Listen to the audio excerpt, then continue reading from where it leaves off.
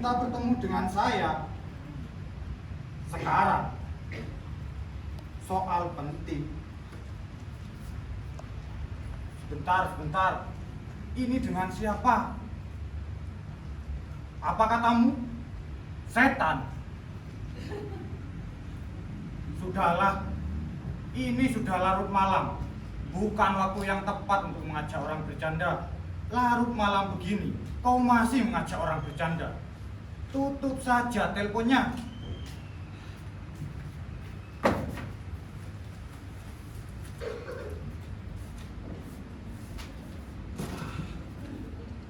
Kurang ajar dan kurang punya selera. Maafkan aku. Memang benar, kurang ajar dan kurang punya selera. Memang bukan waktu yang tepat untuk berkunjung. Tapi keadaannya gawat sekali. Engkau? Iya, aku. Setan. Mudah-mudahan tampangku tidak terlalu mengecewakan manganmu. Sebaliknya, tampangmu sama sekali tidak jauh berbeda dengan yang sering kami lihat dalam gambar-gambar. Tubuhmu yang merah, kedua tandukmu yang kecil, sepasang mata yang melotot, dan bentuk badan yang tinggi besar. Aku tidak mengerti bagaimana orang bisa melukiskan aku dengan bentuk yang semacam itu. Tapi jika selama ini itu yang kau kenal, aku pun akan memakainya. Kebohongan yang sudah dikenal orang lebih baik daripada kebenaran yang masih tersembunyi. Setan. Jadi kau ini setan. Setan yang sering kami baca beritanya dalam buku-buku, yang sering kami dengar perbuatannya yang aneh-aneh itu ya. Dengan segala rendah hati, itulah aku. Itulah yang setiap hari kalian sebut. Dengan segala kebaikan yang kalian tulis, yang kalian ucapkan. Tentu aku mengikuti semua yang disiarkan tentang diriku, yang dihubungkan kepadaku. Kalau mau kuikuti, sebagian besar waktuku pasti hanya kuhabiskan untuk mengoreksi segala kejadian dan membantah segala macam tuduhan. Aku tak banyak menggubris apa yang ada dalam buku-buku dan dalam percakapan orang lain. Barangkali kau akan terkejut jika mengetahui bahwa aku cenderung sekali menyendiri. Aku menjauhkan diri dari pergaulan manusia. Iya, inilah rahasianya. Maka aku tetap muda dan urat sarafku selalu santai. Merokok. Tidak, aku tidak merokok. Merokok itu membunuhmu. Ya. Sebenarnya aku tidak suka merokok, kecuali hanya untuk membantuku dalam berpikir. Berpikir? Berpikir tentang apa? Tentang pekerjaanku. Tentu kau sudah tahu, profesiku ialah berpikir. Tentu. Seorang filsuf yang sangat penting. Itulah yang dikatakan orang kepadaku. Itu sebabnya aku datang kepadamu, supaya kau dapat berpikir untukku. Berpikir untukmu? Engkau? Iya, kau harus berpikir untukku, untuk melepaskan aku dari bencana yang hampir menimpa kepalaku ini. Bencana akan menimpa kepalamu? Engkau? Iya, tak ada orang lain yang dapat menolong kepalaku ini selain kepalamu yang penuh dengan pikiran itu. Jadilah akal buat aku, buat menjauhkan aku dari bahaya yang mengancam. Engkau dalam bahaya? Sedang menimpa, mengancam sampai punah. Aku gemetar dalam ketakutan sekarang. Luar biasa. Cepat pikirkan. Bagaimana caranya aku dapat terhindar dari itu? Ya. Ini aku sedang berpikir sekarang. Lucu aja. Sedang Setan dalam berpikir.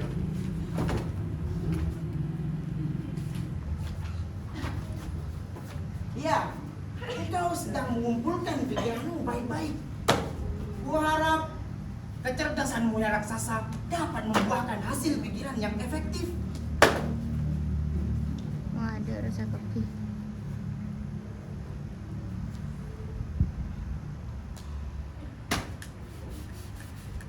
Aneh sekali. Sudah dapat? Ya, sudah aku dapati bahwa kau belum menyebutkan kepadaku bahaya apakah yang mengancammu itu dan yang mau dicarikan pemecahannya. Engkau tak pernah menanyakan itu kepadaku. Disinilah pokok persoalan yang menimbulkan keanehan tadi. Perlu kutanyakan kepadamu sebelum aku berpikir. Engkau sudah berpikir sebelum bertanya. Maafkan, sudah jadi kebiasaanku begini. Kami, kalangan Failasu, kadang berpikir panjang-panjang. Kemudian, pikiran kami sering berakhir dengan sebuah pertanyaan. Bukan begitu, Tuan. Kuharap engkau tidak membuang-buang waktuku. Aku datang dalam larut malam begini supaya kau dapat memecahkan sebuah persoalan. Kalau begitu, baik. Kita mulai dengan pertanyaan. Bahaya apakah yang mengancammu?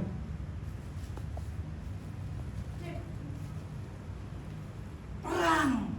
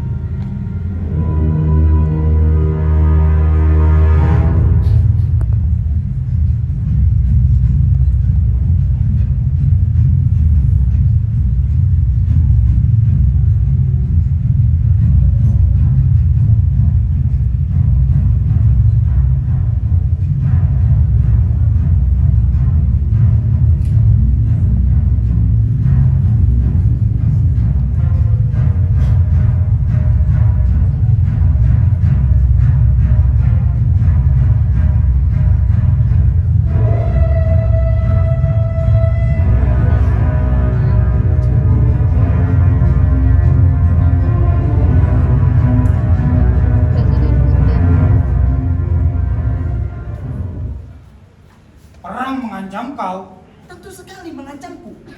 Apa yang membuatmu terkejut dalam hal ini? Dan kukira kau bukannya tidak tahu. Bom atom dan peluru-peluru kendali akan menghancurkan dunia dan membinasakan seluruh umat manusia. Apakah dalam hal ini engkau sangat mengasihi manusia? Sangat mengasihi diriku sendiri. Apa urusanmu? Hidupku bergantung kepada manusia. Di mana ada manusia, di situ ada aku. Kalau terjadi kiamat dan segalanya berakhir, aku pun bersama yang lain akan berada di depan, di tempatku yang harus menemui nasibku yang sudah termaktub, serta kesudahanku yang tak dapat dielakkan lagi. Jadi, perang yang akan datang, yang akan menghancurkan segalanya itu, sama sekali tidak menguntungkan kau. Sama sekali tidak. Dan siapa di antara bangsa-bangsa itu yang mengobarkan api peperangan? Kita tahu.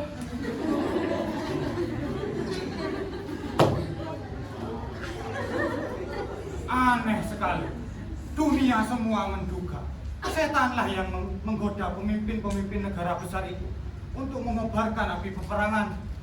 Sekarang malah setan sendiri yang mau mungkir dan mau cuci tangan. Tuan yang terhormat, sudah gilakah aku?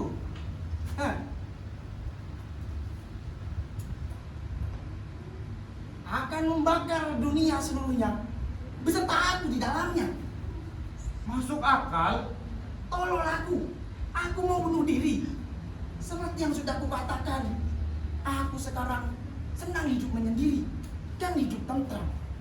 Tetapi Rupanya ada orang-orang yang suka ribut-ribut dan hidupnya dalam kegaduhan selalu.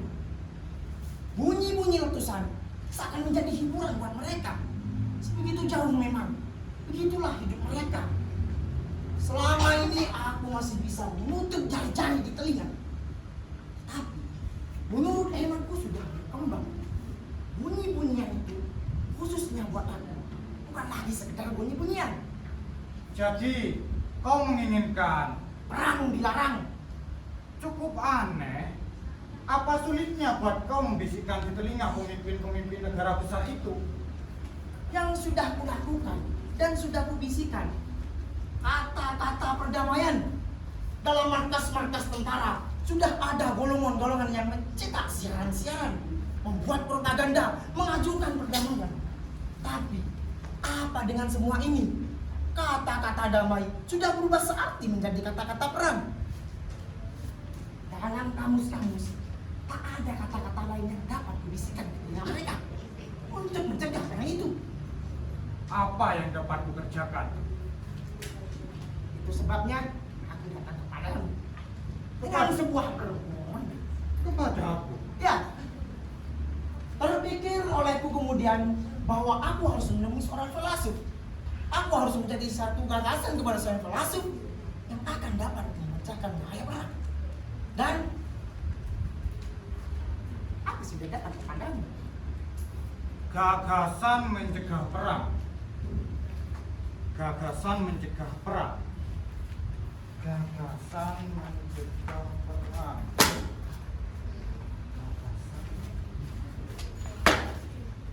Gagasan mencegah perang. Ya. Ini bukan suatu hal yang mustahil bagi orang-orang seperti kami, kalangan filsuf. Usaha kami ialah melahirkan pikiran-pikiran dan sudah tentu aku dapat memenuhi apa yang kau minta itu. Hidup! Umat manusia sudah terselamatkan. Hidup umat! Tunggu dulu setan. Mas bro, tunggu dulu. Biayanya harus sama-sama kita sepakati dulu. Biaya? Biaya apa? Bukankah kau mendatangi aku waktu tengah malam begini? Dan aku meninggalkan pekerjaanku supaya aku berpikir untukmu, memeras otak untuk kepentinganmu, Bahkan untuk kepentingan seluruh umat manusia. Aku selalu bekerja untuk kepentingan umat manusia.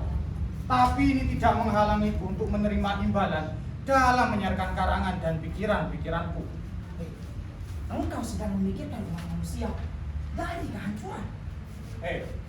Profesor-profesor yang sedang sibuk membuat bom-bom atom dan hidrogen yang akan menghancurkan segalanya itu, adakah di antara mereka melakukan itu demi Tuhan? Sudah tentu mereka mendapatkan upah. Lalu kenapa kau mau berpikir cuma-cuma demi setan? Mungkin kau hanya memikirkan cita-cita luhur saja. Seperti kau. Kau mengejek. Sebaliknya, aku memahami keadaanmu. Kau boleh memikirkan cita-cita luhur saja, sebab kau seorang diri, tidak punya istri. Apakah kau sudah beristri? Tentu, itu sebabnya aku menjadi seorang filsuf. Setiap suami yang telah hidup beristri 10 tahun atau lebih, dia filsuf. Tanpa diperlukan belajar sebatang huruf pun tentang filsafat. Aneh juga. Kau berbicara tentang apa yang tak pernah kualami. Ya. Perkawinan. Apa tak pernah terpikir olehmu suatu saat kau akan kawin? Sama sekali tidak. Entah kenapa aku pun juga tidak tahu. Mungkin itu suatu kesalahan. Kesalahan, sebab kau belum kawin. Pada waktu yang tepat, dengan segala kebodohan, akan kuhabiskan umurku yang panjang ini begitu saja. Sejak manusia diciptakan, hingga saat ini, tak pernah terpikir olehku bahwa akan mengubah cara hidupku. Sekarang waktunya sudah dekat. Ada kalanya, orang-orang nakal itu dapat menghancurkan dunia. Dan kau belum lagi memasuki dunia. Apa katamu? Maksudku, kau belum lagi memasuki dunia perkawinan. Sudah terlambat. Tapi Kau tidak tampak sudah tua. Kau membujukku, Aku membujukmu. tapi bagaimanapun juga aku sudah jemu hidup menyendiri dan hidup membujang seperti ini. Terbayang olehku bahwa dunia perkawinan sudah tertutup buat aku.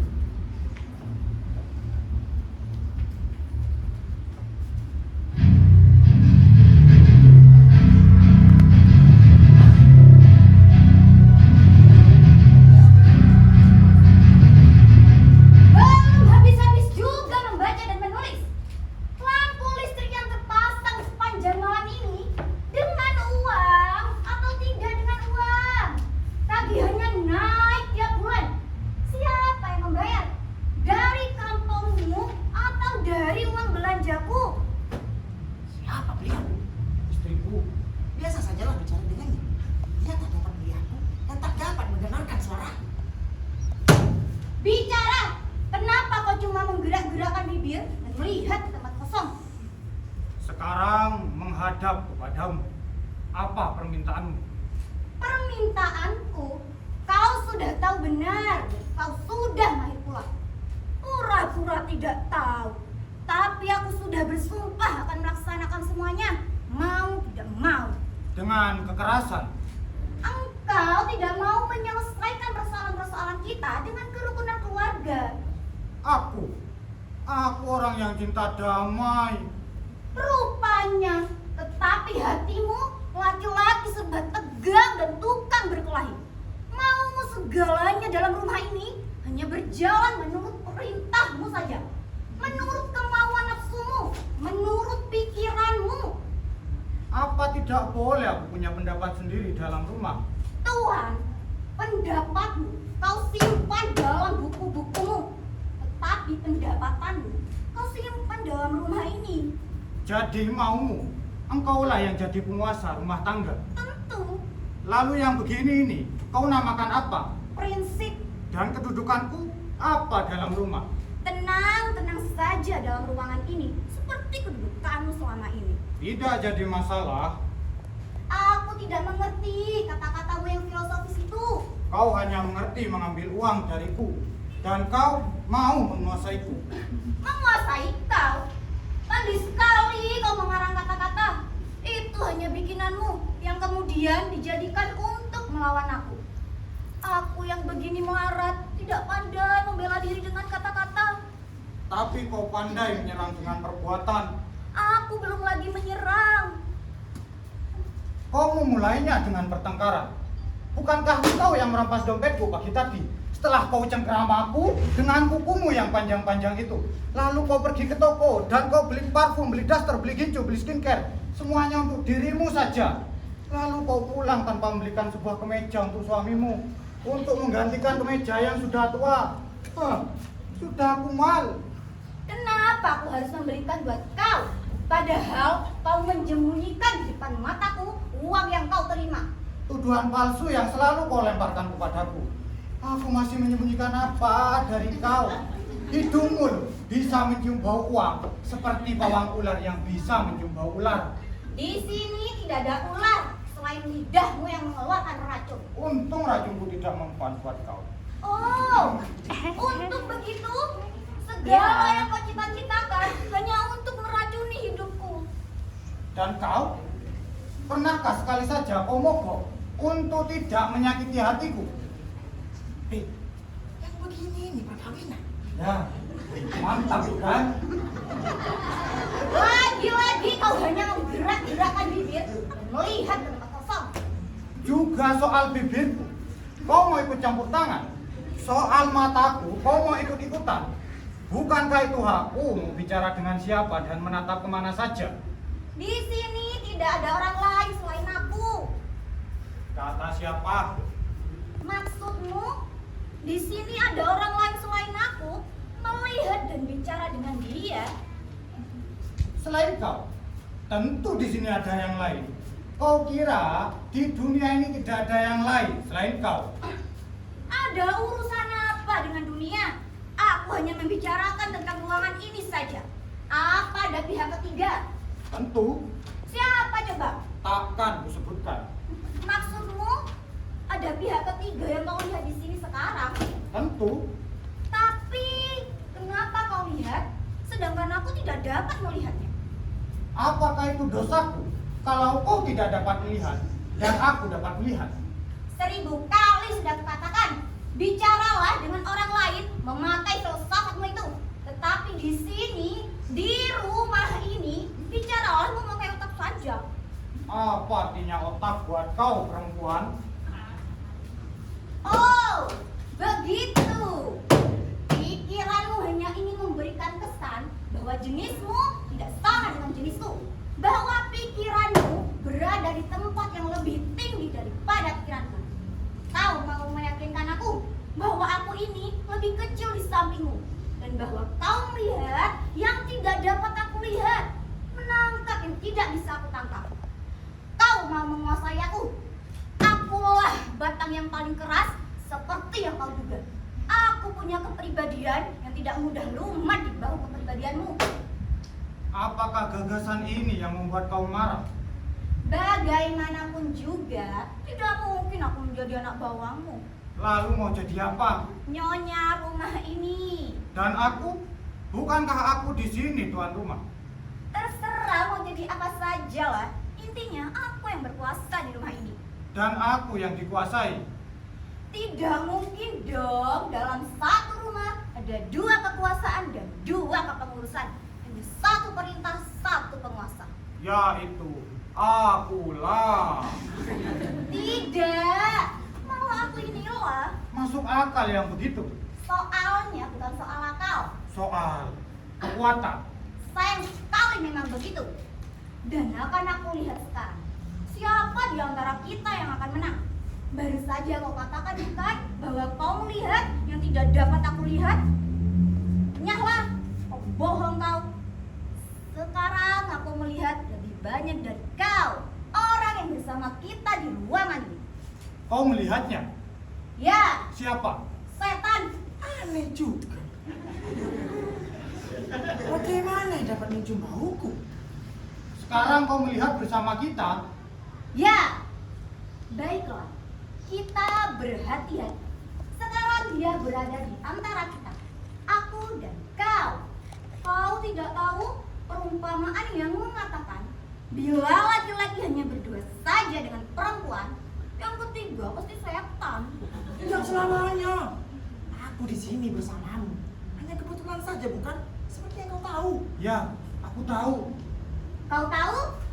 Ya, memang perumpamaan ini sebuah kenyataan.